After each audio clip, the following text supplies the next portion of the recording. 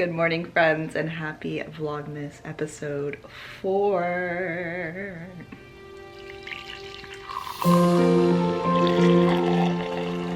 One for me and a refill for George.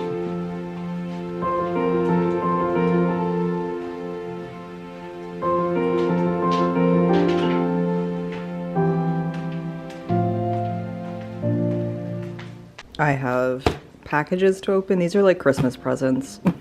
There's more over there. And this I ordered from Target to put up over the TV.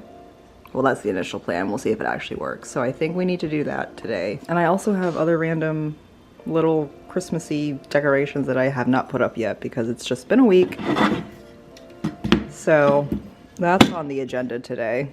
The other item on my agenda today is reading, friends. We need to catch up on our December TBR, which I'm going to share in a little bit later today, what books I'm reading for the holiday season for this month. They're all like holiday romance books. Are you surprised? We're not surprised. And currently I'm reading Midnight at the Christmas Bookshop by Jenny Colgan. I am very much in the beginning, even though I started this last weekend, I think. I forget when I started it, but I just have been trying to read throughout the week, but it's not been happening with posting 3 videos this week, which of course I'm happy to be doing Vlogmas, but sacrifices must happen when we're trying to do all the things. And that's why going into next week, I'm planning to only post 2 videos for my energy and like to prevent burnout. But look, Tom Nook has a little Christmas antler hat. It's my deer hat, but I thought that was a cute way to display it. Anywho, as I was saying, my main priority today is reading. I'm so excited. It's the weekend, friends. It's been a really rough week. The beginning of the week was rough, and thankfully Thursday, Friday, I felt a lot better, but just coming out of my terrible period, terrible cramps, and recovering from that, and just being tired and burned out with the season and work and existing. But I feel so much better and so excited that I get to just be at home all weekend and read. So grateful. So like I said, I'm currently reading Midnight at the Christmas Bookshop by Jenny Colgan, and I did recommend the first book in this little series in my holiday book recommendations video. So if you did not see that, go check it out. Go give it a like. My views on my videos for Vlogmas have been much lower now that the fall time is over, and I'm trying to not let it get to me. And I had a little vent about it to my friend. So I'm feeling a little bit better about that, but that's just the highs and lows of being a YouTuber trying to grow and putting a lot of effort into things. So I digress. But yeah, I think I'm gonna have a little cozy reading session, try and get some pages in on my book, and then check in with you guys later. I want to open my packages at some point, put up those decorations, and share my TBR, and that's about it for our little cozy bookish day. So welcome, so glad you're here, and let's carry on.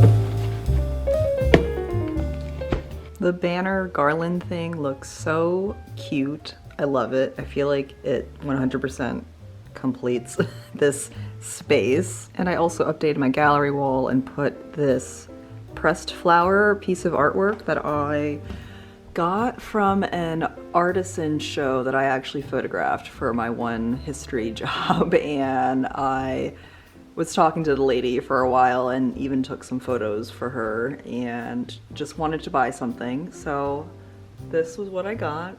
I love the pop of yellow, and it's been hanging in my room and I wanted to bring it out here, so that finally happened. And I found home for this little wall thing. Looking pretty festive in here. Festive and cozy. All right, let's talk about my December TBR. I think it's just 6 books. Just 6 books, although I'm open to reading more and or an audiobook. So feel free to leave a recommendation down below for a cozy, short audiobook or just regular book, mainly romance or fiction, lighthearted fiction. I don't know. Anyway, let's hop to it, friends. So I'm gonna go in order. Well, I don't know what kind of order this is. Order of what I've already read and currently reading, and then what have yet to read. So my first book on my list is Most Wonderful by Georgia Clark. And this was the first book that I read, I think right after Thanksgiving or around Thanksgiving, when I was trying to get into the holiday spirit, and I feel like this was a good introduction to the holiday season. First of all, I love the cover. It is so cute, so cozy. A charming queer holiday romance about 3 adult siblings, each at a personal and romantic crossroads, who reunite with their larger-than-life mother at her Catskills manor for an unforgettable Christmas, from the author of It Had to Be You. So this has 3 different POVs, and each chapter kind of flip-flops between each of them, and they're each navigating their own kind of holiday relationship drama. And it's the holiday time, so they're all coming together to celebrate the holidays in the Catskills at their mother's house. Their mother is a famous actress, singer, you know. I ended up giving this a 3.5 star rating out of 5 stars. I think that makes sense because it's a contemporary romance, and a 3 to 4 star range means I enjoyed it and would read it again or recommend it. So again, 5 stars around here is very rare, and I'm reluctant to give it to holiday romances. Although I have, if you saw my holiday reading book recommendation, there were a couple books on there actually that had a 5 star rating, but I thought this was cute and definitely has spice throughout the entire book, and it starts off like very abruptly. There's some spicy moments. I haven't read anything else by Georgia Clark yet, but I definitely want to now. I really enjoyed the writing, very like quick witted humor and just a lot of LOLs moments throughout the whole story, and it was just very heartwarming, very cozy. All right, you know what the next book is. I already mentioned it, Midnight at the Christmas Bookshop by Jenny Colgan, which is the sequel to The Christmas Bookshop, which I read last year. And this is following our main character, Carmen, who lives in Edinburgh, and she's kind of in her frumpy era where she's living with her sister, her perfect sister, and their perfect family. And she was able to get a job at a bookstore and kind of like saves the bookstore. That's what the first book is about. And in the first book, she meets a romantic interest. And I won't give any more details about their relationship because it will definitely spoil, but her whole story and relationship continues into this story. And what I'm most interested in the plot is that Carmen, our main character, has to basically spruce up the bookshop. And in that, she finds secrets of the bookstore owner, Mr. McCready. From deep in the stacks, old McCready's secrets emerge just as snow begins to fall and the lights on Christmas blink on outside. So I will say, like, I'm just getting to the point where they're really breaking into this plot summary. Like the first 100 pages was kind of like a reflection or like a recap like of the first book, and the book's only 300 pages long. So I'm just like wondering when this is going to take off. So I guess it's taking off now, and it's going to be fairly quick, I would say, because we don't have that many pages left, but I'm enjoying it so far. It has me smiling and feeling just warm and fuzzy inside, and that's like the feelings that I want to embody during the holiday season. The next one is Christmas at the Little Paris Hotel by Rebecca Raisin. I love books about books, especially around the Christmas time. So when I read this and learned that it's another bookshop kind of book, I was immediately drawn to it, and I love the cover. I'm just really into navy blues. I know this is more purple, but I just love deep navies, sapphires. It's a vibe, and I'm loving it, and I love it during the holiday times. Turn a tumble-down Paris hotel into a perfect boutique, bookish retreat, and have it open for Christmas. What could possibly go wrong? When Annis, I need to look up how to say that word because I know it's French, and I know I'm mispronouncing it. We are looking at how to pronounce this name, as well as how to say more confusing names that many get wrong, including from fashion. This is famous for being the name of a perfume and a famous singer as well. In French, it is said as Anaïs. Anaïs. It sometimes often has 2 dots Anaïs on the I. Okay, glad I looked that up because I would be saying that completely wrong. When Anaïs receives a near derelict Paris hotel from her ex-husband, her first thought is to tidy it up and sell it immediately. All she wants is to move on and forget her disaster of a marriage ever happened. Here for it. But selling it proves impossible, so she has only one option: to make it gorgeous and open by Christmas, when her funds will almost certainly run out. She's not counting on the grumpy American bar owner next door, Noah, coming and interfering at every moment though. Nor is she expecting to find a mysterious room, which holds the key to a 100-year-old secret about a woman who chose love against the odds. One thing's for sure, as the fairy lights twinkle all over the city of lights and the first snowflakes start to fall, this will be a Christmas in Paris to remember. So when I read this before I bought it, I immediately thought it was very similar to the Christmas bookshop, where we have a female who's down on her romantic luck, just trying to kind of pick up the pieces and move on. There's a bookshop involved, and it's her task to make it better, give it a makeover, and make it great in time for Christmas. I'm here for that trope. I am so here for it, and we're in Paris. I don't normally care about Paris things or like am drawn to Paris like as a city for my backdrop, but it just works. So we're gonna try it. I'm really excited, and I really want to see how it reads compared to this, like if it's just more contemporary romance, if it's more cozy. I don't really know what we're going to get into. I've never read anything by Rebecca Raisin, but we shall see. The Christmas You Found Me by Sarah Morgenthaler. 'Tis the season for a miracle. Sienna Naples' family has taken care of their wild Idaho land for generations, and Sienna can't imagine any other life. But at Christmas time, with her painful marriage finally over, it's full of memories and incredibly lonely, until a tall, handsome stranger and a little girl walk into her life, and suddenly the holidays are alive again.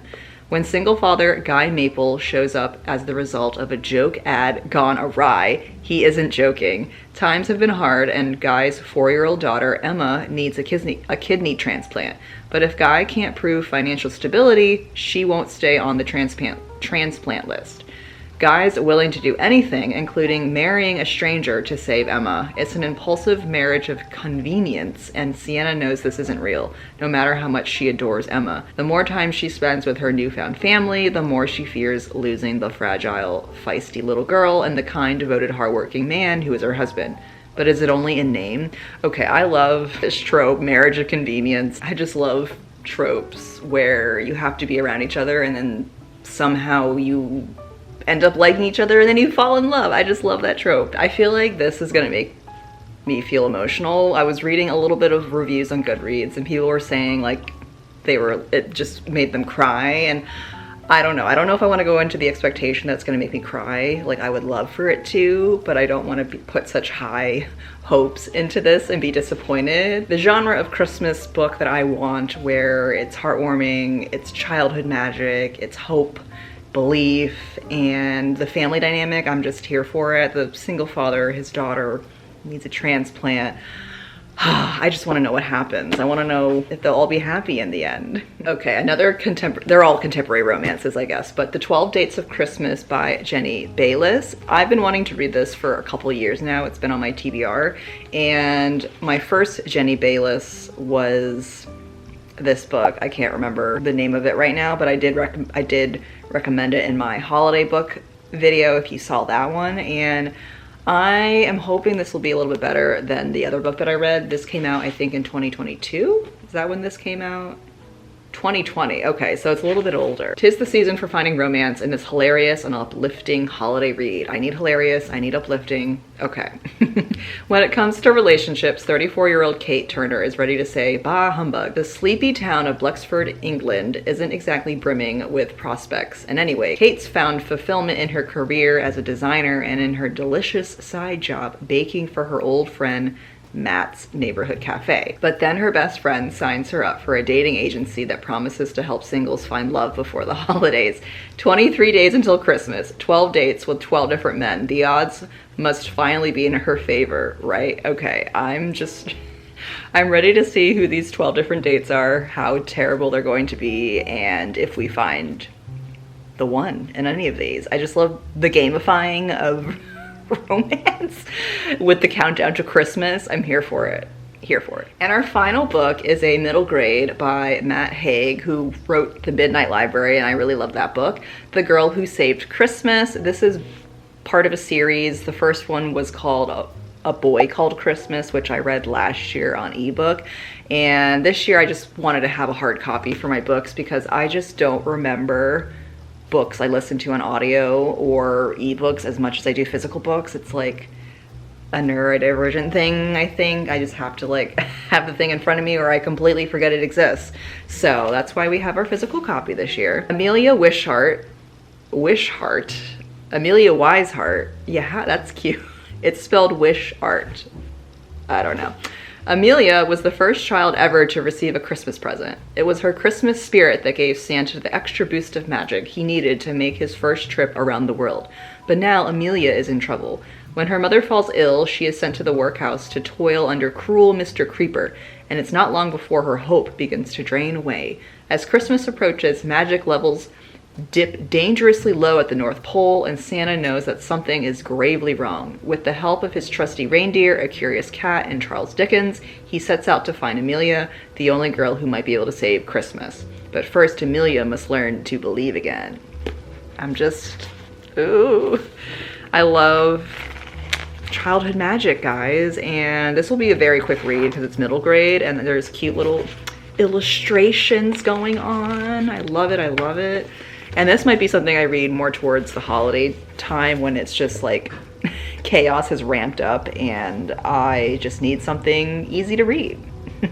And there is my December TBR, friends. Let me know if you're planning to read any of these or if you've already read them and what you thought, or again, leave me a recommendation down below. Of course, I want to know what you're reading this time of the year. Let's make some cookies because I've been craving cookies.